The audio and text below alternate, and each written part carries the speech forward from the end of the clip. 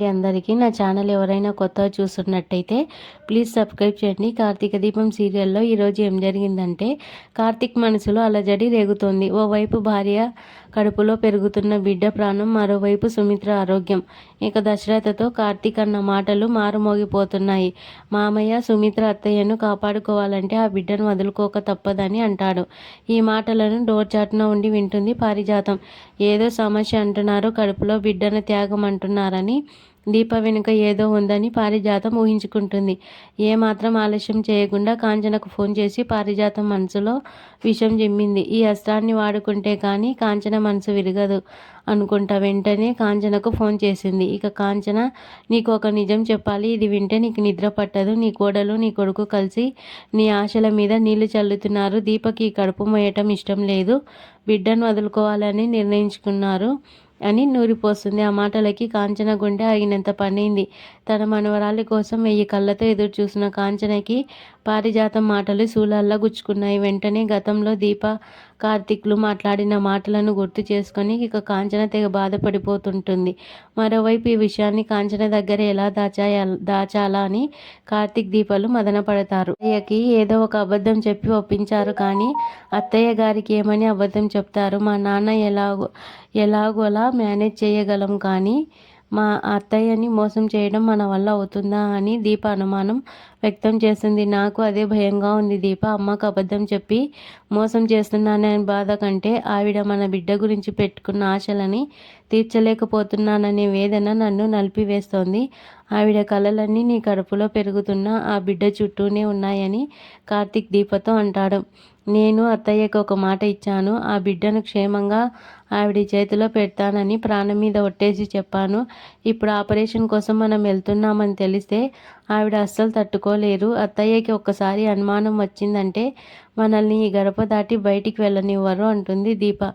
ఏం జరిగినా నువ్వు ఆసుపత్రిలో అడ్మిట్ అవుతావని తేల్చి చెప్తాడు కార్తీక్. ఇక మరోవైపు శ్రీధర్ ఇంట్లో వాతావరణం భిన్నంగా ఉంది. స్వప్న పడుతున్న బాధను చూసి తండ్రిగా శ్రీధర్ తల్లడిల్లిపోతుంటాడు. ఇక ఆమెను ప్రేమగా యాపిల్ ముక్కలు తినిపిస్తుంటే కావేరి వచ్చి మండిపడుతుంది. ఏంటండి ఇది, విడాకుల పేపర్ల మీద సంతకం పెట్టిందని బుజ్జగిస్తున్నారా? బుద్ధి చెప్పాల్సింది పోయి ఇలా గారాబం చేస్తున్నారేంటి అని విసుక్కొని వెళ్ళిపోతుంది కావేరి. స్వప్న కళ్ళలో నీళ్లతో తండ్రిని అడిగింది. నాన్న, అమ్మకి నా మీద అంత కోపం ఉంటే నీకెందుకు లేదు అని అడుగుతుంది. మీ అమ్మ భయం నీ జీవితం ఏమైపోతుందో అని. కానీ నా ఉద్దేశం వేరు. ప్రతి కూతురికి తండ్రి ఒక హీరో. నీకు ధైర్యంగా ఉండాలా, కానీ నేను వేధించే వ్యక్తిలా ఉండకూడదు. పెళ్ళి అనేది ఎవరు కావాలని వదులుకోరు, నచ్చక విడిపోతున్నారు.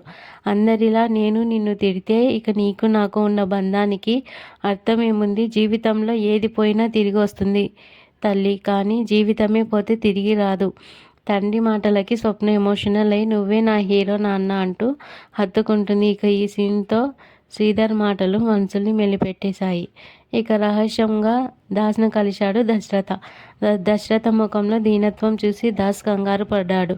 ఏమైంది దశరథ అన్నయ్య, మళ్ళీ నా కూతురు ఏమైనా తప్పు చేసిందా? ఎందుకు అలా ఉన్నావు అని అడుగుతాడు. దాస్ చేసిందని చెబితే ఏం చేస్తావు అని దశరథ దాస్ను అడుగుతాడు. చంపేస్తానని దాస్ అనడంతో దశరథ కన్నీళ్లు పెట్టుకుంటాడు. ఇక నేను ఒక పెద్ద పాపం చేస్తున్నాను. సుమిత్రను కాపాడడానికి నీ కూతురు దీప సిద్ధపడింది, కానీ ఆపరేషన్ జరిగితే దీప కడుపులో ఉన్న బిడ్డ బతుకు అని చెప్పడంతో దాస్ ఒక్కసారిగా షాక్ అవుతాడు. ఇక ఏం మాట్లాడుతున్నావు అన్నయ్య అని దాస్ దశరథను అడుగుతాడు. అవును దాస్, సుమిత్ర బతకాలంటే దీప తన కడుపులో పెరుగుతున్న బిడ్డను త్యాగం చేయాలి. తల్లి ప్రాణం కావాలా, బిడ్డ ప్రాణం కావాలా అంటే దీప తన తల్లి కోసమే మొగ్గు చూపుతుంది. కార్తీక్ కూడా తన భార్య త్యాగానికి మద్దతు ఇచ్చాడని దశరథ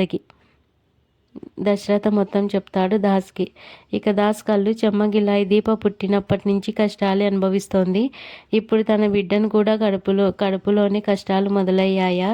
కానీ నాకు నమ్మకం ఉంది అన్నయ్య, దశరథ అన్నయ్య. దీప కడుపులో ఉన్న బిడ్డ మృత్యుంజయురాలవుతుంది. ఆ దేవుడు అందరికీ అన్యాయం చేయడు అని దశరథకు ధైర్యాన్ని ఇస్తాడు దాస్. ఇక ఇంతలోనే శివనారాయణ ఫోన్ చేసి దశరథను ఇంటికి పిలుస్తాడు. పారిజాతం ఫోన్ చేయడంతో కాంచన ఆవేశంగా రగిలిపోతుంది. ఇక అనసూయ శ్రీధర్ ఆమెని వారించే ప్రయత్నం చేశారు.